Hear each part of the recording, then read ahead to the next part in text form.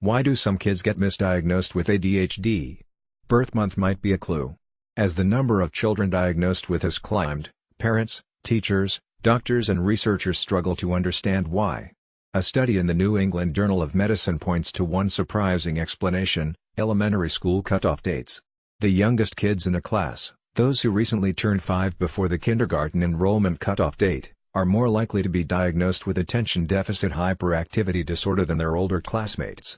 Researchers were shocked to find that August babies were more likely to be treated and diagnosed with than those born in earlier months. Timothy Layton, an economist in the Department of Healthcare Policy at Harvard Medical School and an author of the paper, told NBC News, via email. Layton and his colleagues examined data from 407,846 children in a U.S. insurance company database born between 2007 and 2009.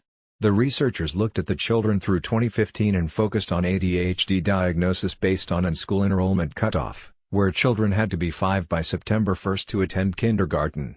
They found that children born in August, who were the youngest in the class, had higher rates of being diagnosed with ADHD than the older members of the class.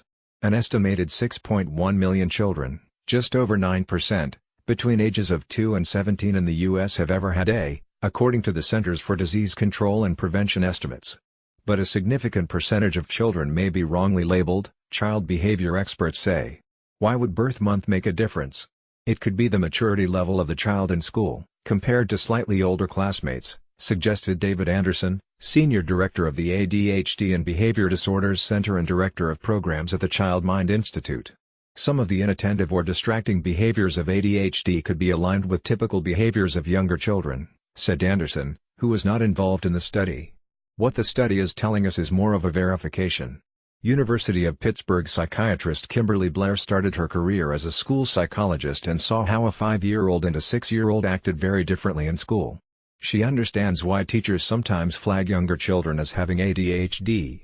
6-year-olds are going to have a whole year of development and they are going to look more mature, Blair told Today.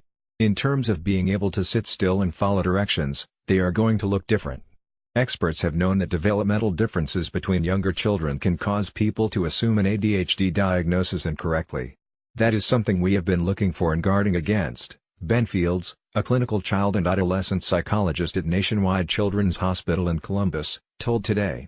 We need to be careful in assessing with ADHD for all kids, particularly in younger kids.